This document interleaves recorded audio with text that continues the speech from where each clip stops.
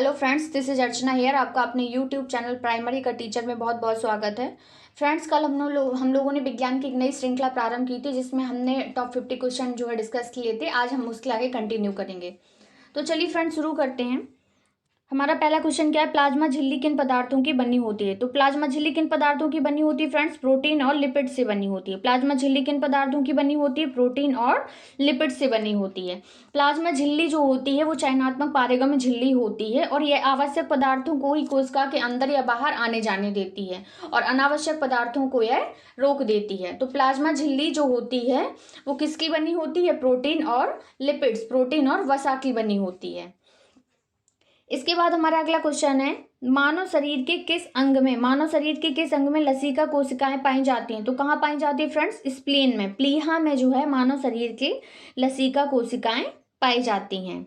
हमारा अगला क्वेश्चन है, किस जीव में लिंग गुणसूत्र नहीं पाए जाते हैं? तो किस जीव में लिंग गुणसूत्र नहीं पाए जाते हैं फ्रेंड्स? छिपकली में। छिपकली में जो है तो सेक्स क्रोमोसोम नहीं पाए जाते हैं। इसके बाद हमारा अगला क्वेश्चन है, जंतु कोशिका में एनिमल सेल में क्या अनुपस्थित होती है? तो हमारी जो सेल वाल होती है, हमारी कोशिका भित्ति जो होती है वो हमारी जंतु कोशिका में अनुपस्थित होती है। सेल वाल जंतु कोशिका में अनुपस्थित होती है।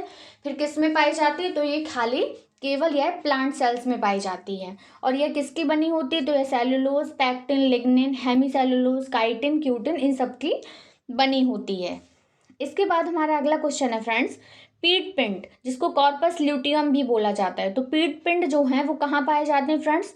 तो ये अंडाशय में पाए जाते हैं। पीट पिंड कहाँ पाए जाते हैं? अंडाशय में पाए जाते हैं। इसके बाद हमारा अगला क्वेश्चन है, प्रोग्राम सेल डेथ, प्रक्रमित कोशिका मृत्यु के कोशिकीय और आणविक नियंत्रण को क्या कहा जाता है? तो इसको क्या कहते हैं फ्रेंड्स? एपोप्टोसिस कहा जाता है। क्या कहते हैं फ्रेंड्स? एपोप्टोसिस कहा जाता है। एपोप्टोसिस मतलब एक प्रोसेस होती है जिसमें क्या होती है, जितनी भी हमारे शरीर में अनावश्यक या एबनॉर्मल सेल होती है उनसे छुटकारा पाने के लिए उन कोशिकाओं की मृत्यु हो जाती है। तो उन कोशिकाओं की जो मृत्यु होती है उस प्रोसेस को ही हम लोग क्या बोलते हैं? एपोप्टोसिस कहते हैं। क्या बोलते हैं? एपोप्टोसिस कहा जाता है, कि इसको प्रोग्राम सेल डेथ भी कहा जाता है। इसके बाद फ्रेंड हमारा अगला क्वेश्चन है, केंद्रक के अतिरिक्त कोशिका के किस कोशिकांग में डीएनए पाया जाता है? तो केंद्रक में तो पाया ही जाता है डीएनए, और किस कोशिकांग में पाया जाएगा? तो ये हरित लवक, क्लोरोप्लास्ट और माइटोकॉन्ड्रिया। तो हरित लवक और माइटोकॉन्ड्रिया में ये डीएनए उपस्थित रहता है। ठीक है फ्रेंड्स। अगला क्वेश्चन है, किसे कोशिका की पाचन थैली कहा जाता है? तो कोशिका की पाचन थैली किसे कहते हैं फ्रेंड्स? लाइसोसोम को। लाइसोसोम को आत्महत्या की थैली भी कहा जाता है, कोशिका की पाचन थैली के नाम से भी जाना जाता है। इसके बाद हमारा अगला क्वेश्चन है, मनुष्य के किस ऊतक में जन्म के पश्चात कोशिका विभाजन, सेल डिवीजन नहीं होता है? तो किस में नहीं होता है फ्रेंड्स? तंत्रिका ऊतक में। तंत्रिका ऊतक में एक बार जन्म होने के पश्चात किसी भी प्रकार का कोशिका विभाजन नहीं होता है। इसके बाद हमारा अगला क्वेश्चन है फ्रेंड्स, कौन सा भाग जो है वो पादप और जंतु, प्लांट और एनिमल सेल दोनों में पाया जाता है? तो हमारी कोशिका झिल्ली है, कोशिका द्रव और केंद्रक, ये तीन, कोशिका झिल्ली, कोशिका द्रव और केंद्रक जो है वो प्लांट सेल में भी होते हैं और एनिमल सेल में भी होते हैं। इसके बाद हमारा अगला क्वेश्चन है, हाइपरप्लासिया का क्या अर्थ होता है? तो हाइपरप्लासिया का अर्थ होता है कोशिका के आकार में वृद्धि होना। कोशिका के आकार में वृद्धि होने को हम हाइपरप्लासिया के नाम से जानते हैं। इसके बाद हमारा अगला क्वेश्चन है फ्रेंड्स, जीन शब्द जो है वो सर्वप्रथम किसने प्रतिपादित किया था? तो किसने किया था? जॉनसन ने। जीन शब्द का प्रतिपादन सर्वप्रथम जॉनसन महोदय ने किया था। इसके बाद हमारा अगला क्वेश्चन है, रिवर्स प्रतिलेखन की खोज, रिवर्स ट्रांसक्रिप्शन की खोज किसने की है?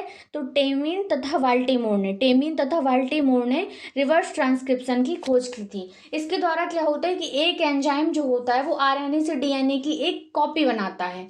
तो डीएनए कॉपी बनाने वाले एंजाइम को ही रिवर्स ट्रांसक्रिप्शन कहा जाता है। डीएनए कॉपी बनाने वाले एंजाइम को, जो कि आरएनए से डीएनए की कॉपी बनाता है, इसको हम लोग रिवर्स ट्रांसक्रिप्शन के नाम से या रिवर्स प्रतिलेखन के नाम से जानते हैं। और इसके खोजकर्ता जो हैं टेमिन तथा बाल्टीमोर हैं। इसके बाद फ्रेंड्स हमारा अगला क्वेश्चन है, जब एक युग्म जीन दूसरी इकाई के प्रभाव को छुपाता है, जब एक युग्म जीन जो होता है वो दूसरी इकाई के प्रभाव को छुपा देता है तो इस प्रक्रिया को क्या कहा जाता है फ्रेंड्स? प्रभाविता। कि एक जो है युग्म जीन दूसरे पर प्रभावी हो गया, तो जब एक युग्म जीन जो है दूसरी इकाई को छुपाता है तो उस प्रक्रिया को हम लोग प्रभाविता के नाम से जानते हैं। इसके बाद फ्रेंड हमारा अगला क्वेश्चन है, कोशिका को जो जीवित अंश है उसको हम लोग जीव द्रव्य कहते हैं, तो यह जीव द्रव्य जो है वो किससे मिलकर बना होता है?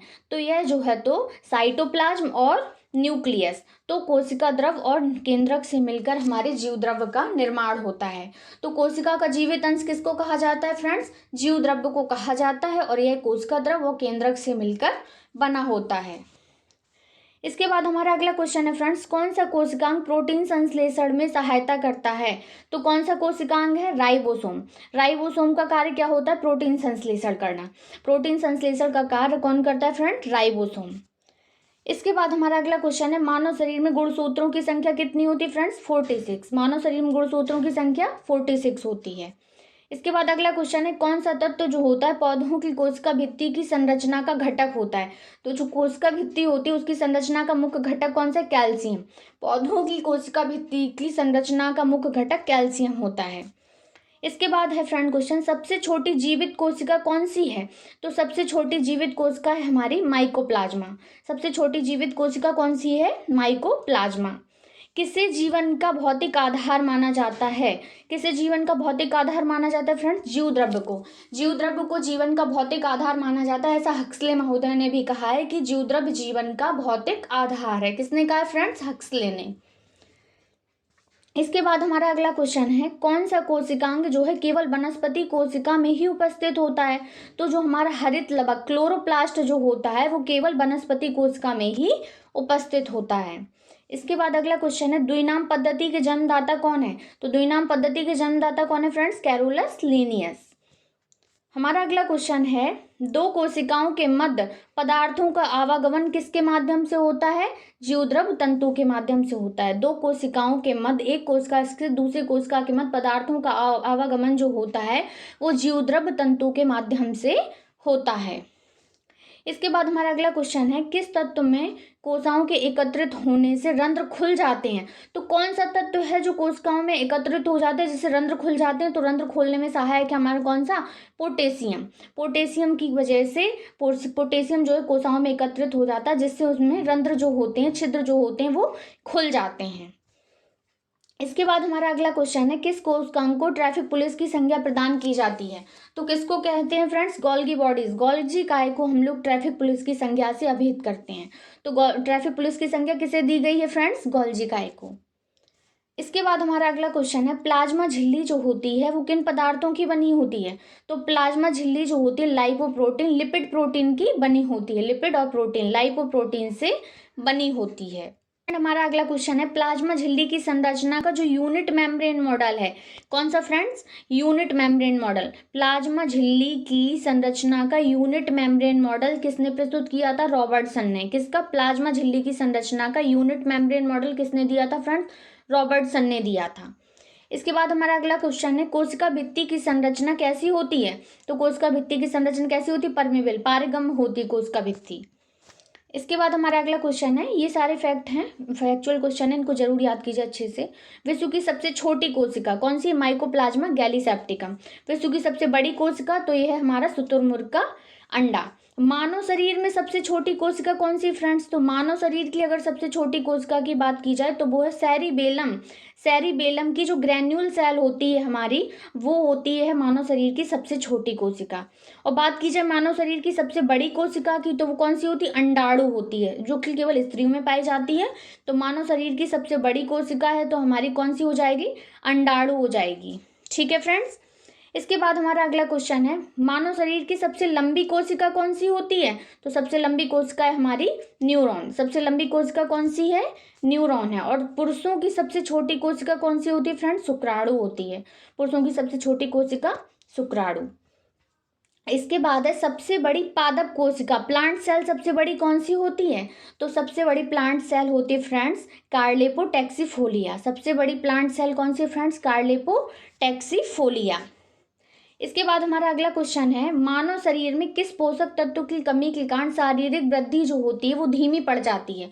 तो किस पोषक तत्व की कमी के कारण है फ्रेंड्स? प्रोटीन की अगर हमारे शरीर में कमी होती है तो हमारी शारीरिक वृद्धि धीमी पड़ जाती है। हमारा अगला क्वेश्चन है फ्रेंड्स, विटामिन ए का मुख्य स्रोत क्या है? तो विटामिन ए का मुख्य स्रोत क्या है फ्रेंड्स? दूध है। अगला क्वेश्चन है, प्रोटीन और वसा दोनों की प्रचुरता किस खाद्य पदार्थ में होती है? तो प्रोटीन भी होती है और वसा भी होती है हमारी मूंगफली में। मूंगफली में प्रोटीन और वसा दोनों की प्रचुरता पाई जाती है। इसके बाद हमारा अगला क्वेश्चन है, शरीर में ऊतकों का जो निर्माण होता है किस पोषक तत्व से होता है? तो ये ऊतक जो होते हैं प्रोटीन की वजह से इनका निर्माण होता है। तो ऊतकों का निर्माण किससे होता है? प्रोटीन से होता है। इसके बाद है नेक्स्ट क्वेश्चन, किस विटामिन को हार्मोन कहा जाता है? ये बहुत इंपॉर्टेंट क्वेश्चन है फ्रेंड कि किस विटामिन को हार्मोन कहा जाता है? तो विटामिन डी को हार्मोन कहा जाता है। बहुत ही ज़्यादा इंपॉर्टेंट क्वेश्चन है। इसके बाद हमारा अगला क्वेश्चन है, कौन सा एंजाइम जो है प्रोटीन के पाचन में सहायता करता है? तो कौन सा एंजाइम है जो प्रोटीन के पाचन में सहायक है? कौन सा है फ्रेंड्स? ट्रिप्सिन। ट्रिप्सिन जो एंजाइम होता है वो प्रोटीन के पाचन में सहायक होता है। इसके बाद हमारा अगला क्वेश्चन है, सामान्य क्रियाशील जो महिलाएं होती हैं उनके लिए प्रोटीन की दैनिक मात्रा कितनी होनी चाहिए? तो सामान्य क्रियाशील महिलाएं उनके लिए लगभग रोज कितनी प्रोटीन चाहिए? तो लगभग 45 ग्राम प्रोटीन चाहिए। इसके बाद हमारा अगला क्वेश्चन है कि लार किसके पाचन में सहयोग करती है? तो लार किसके पाचन में सहयोग करेगी फ्रेंड्स? स्टार्च के। लार जो होती है स्टार्च के पाचन में सहयोग करती है। अगला क्वेश्चन है हमारा, अलसी जो होती है, अलसी अलसी किसका प्रचुर स्रोत होती है? तो ओमेगा 3 वसीय अम्ल का। ये भी क्वेश्चन बहुत बार आया है कि अलसी किसका प्रचुर स्रोत है फ्रेंड्स? तो ओमेगा 3 वसीय अम्ल का है। इसके बाद हमारा अगला क्वेश्चन है, मानव शरीर में पाचन की जो अधिकांश क्रिया होती है वो कहाँ पर संपन्न होती है?